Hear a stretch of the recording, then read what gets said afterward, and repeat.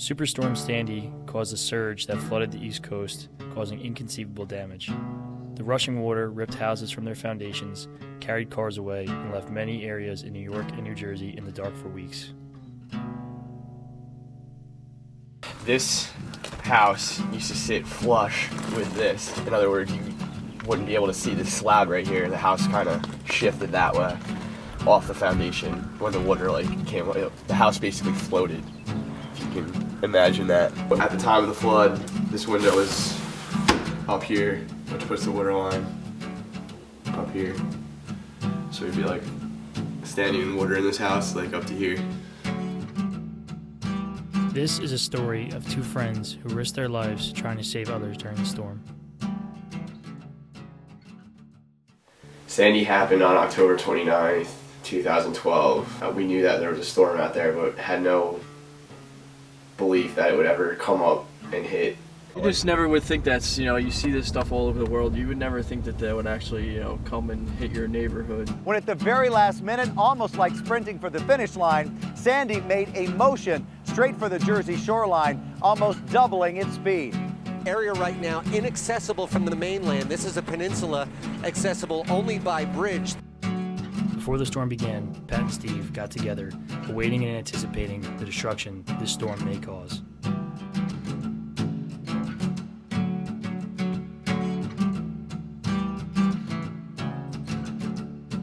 Their story begins when ocean water came rushing down their street and first entered their home. I'm looking around and someone was like, ew, did a dog pee on the carpet? There's a wet spot on the carpet. We were like, oh man, so we went to go clean it up, and then somebody else stepped on a wet spot, and that's when we knew the water came in.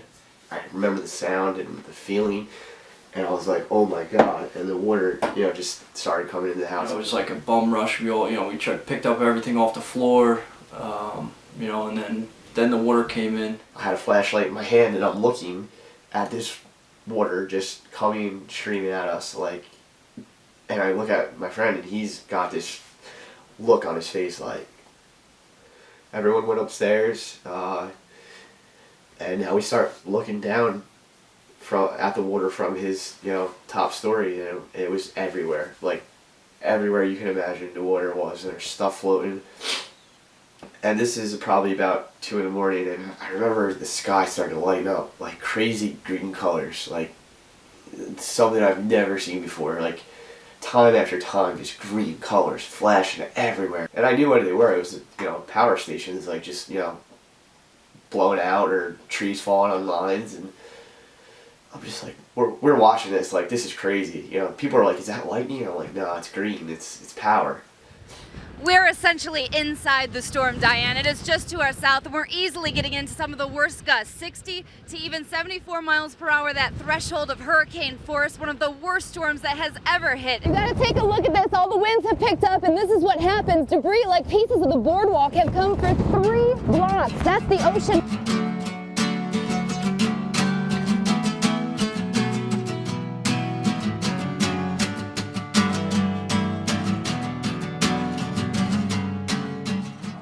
I called my grandma, I asked her to leave, and then a few times during the day I called her, and even I didn't think it was going to be that serious. I had a really bad feeling, but you can't predict what actually happened, and she's stubborn, she wouldn't leave, and I kept calling her, she still wouldn't leave, and she looked outside, and she said that, the tide was low, and she went to bed.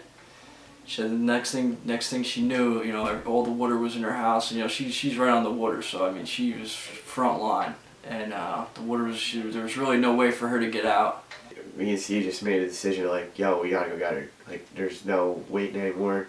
So we went to go jump on his jet ski, and suited up. We put waders on, which was not really the smartest decision ever, but we were just trying to get ready to stay dry. Put waders on.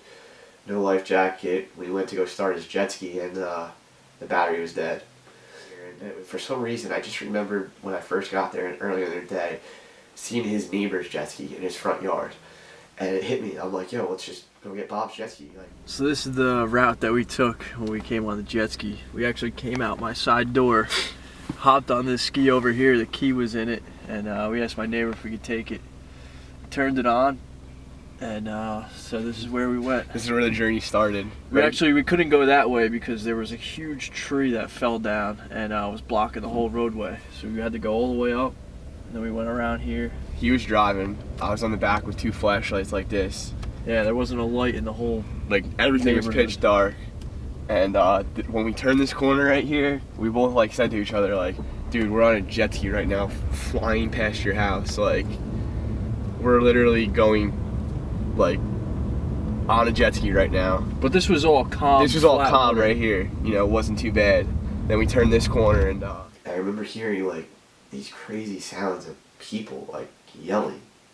Like, but you can't hear them yelling in the wind, but you heard like them yelling and like screams and like people were like, I feel like they were just slamming like against the houses, like trying to like tell us that they needed help. And I said to Steve, I'm like, we're just hearing things. Like, I can't, that's not what I think it is. You know, we're getting onto his grandma's street. Now we're not going slow anymore because he couldn't. We're actually, planed off on a jet ski in a neighborhood because the waves were just too big to just go slow. And I remember thinking, like, slow down. Like, I don't want to get waves in these people's houses. Like, and then I'm thinking in my head, it's fine now. Like, it's too late. There was literally, when we got to that street, I saw like this thing floating in the water and it looked like a window.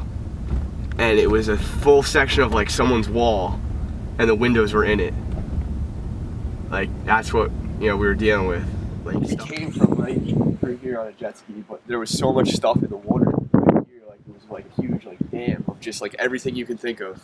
Like docks, Decks, grills, like everything. Cars. I mean, there were some cars in the water Yeah, you had to and watch out for. all you smelled was like the smell of like fuel, like diesel fuel, like, and there's wires like that all down in the water. Like, she came to the window, she's with a flashlight and she's waving to us like, what are you guys doing here? And we're like screaming to her, Graham, and now we're trying to think like, how do we get her? What are we gonna do? Like, do I climb up on the roof and try to pull her out through the top window?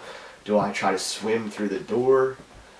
It was just like, what are we gonna do? I think at one point he was like, should I just crash the jet ski right through the wall and we'll, ride the storm out with her, or one of us will go back and someone just stays.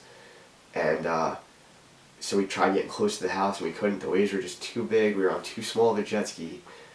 We're literally in, a life or death situation.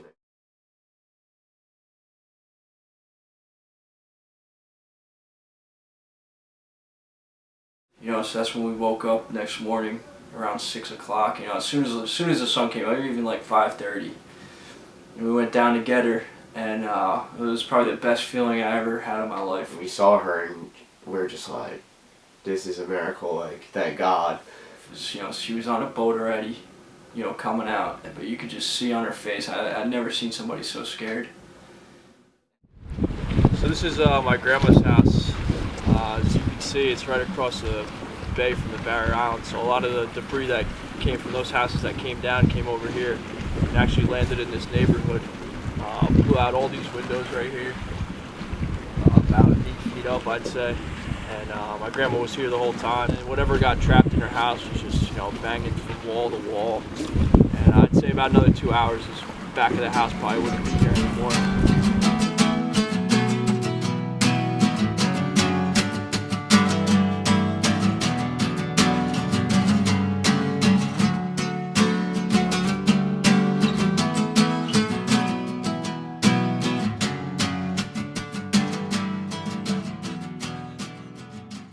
We took the jet ski and we knew she was safe, but we had so many people in that neighborhood that like just wanted to get out of their houses, so we started pulling everyone we could. So. One after another, and it was everything: dogs, cats.